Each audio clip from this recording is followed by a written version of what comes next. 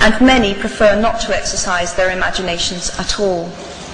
They choose to remain comfortably within the bounds of their own experience, never troubling to wonder how it would feel to have been born other than they are. They can refuse to hear screams or peer inside cages. They can close their minds and hearts to any suffering that does not touch them personally. They can refuse to know. I might be tempted to envy people who can live that way, except that I do not think they have any fewer nightmares than I do. Choosing to live in narrow spaces leads to a form of mental agoraphobia, and that brings its own terrors. I think the willfully unimaginative see more monsters. They are often more afraid. What is more, those who choose not to empathize enable real monsters, for without ever committing an act of outright evil ourselves, we collude with it through our own apathy. One of the many things I learned at the end of that classics corridor down which I ventured at the age of 18 in search of something I could not then define was this, written by the Greek author Plutarch. What we achieve inwardly will change outer reality. That is an astonishing statement, and yet proven 1,000 times every day of our lives. It expresses in part our inescapable connection with the outside world, the fact that we touch other people's lives simply by existing. But how much more are you, Harvard graduates of 2008, likely to touch other people's lives? Your intelligence, your capacity for hard work, the education you have earned and received, give you unique status and unique responsibilities. Even your nationality sets you apart. The great majority of you belong to the world's only remaining superpower. The way you vote, the way you live, the way you protest, the pressure you bring to bear on your government has an impact way beyond your borders.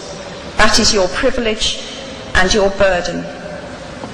If you choose to use your status and influence to raise your voice on behalf of those who have no voice, if you choose to identify not only with the powerful but with the powerless, if you retain the ability to imagine yourself into the lives of those who do not have your advantages, then it will not only be your proud families who celebrate your existence, but thousands and millions of people whose reality you have helped change. We do not need magic to transform our world. We carry all the power we need inside ourselves already. We have the power to imagine better. I am nearly finished. I have one last hope for you, which is something that I already had at 21. The friends with whom I sat on graduation day have been my friends for life. They are my children's godparents, the people to whom I've been able to turn in times of real trouble. People who have been kind enough not to sue me when I took their names for Death Eaters.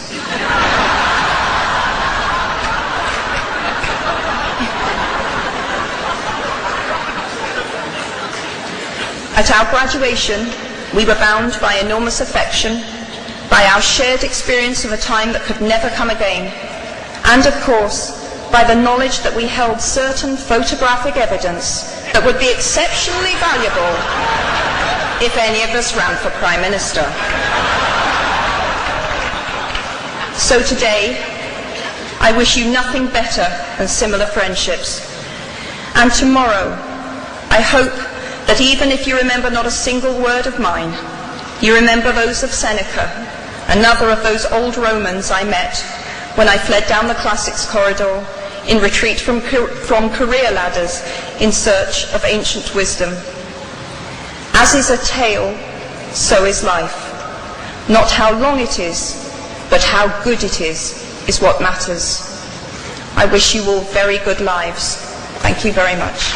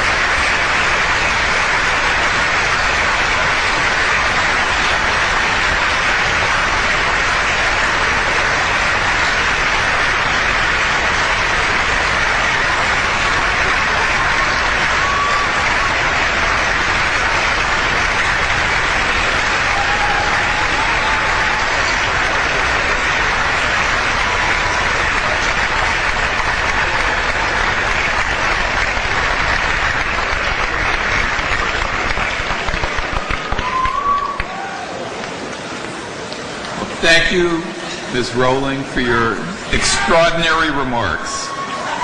Thank you very much.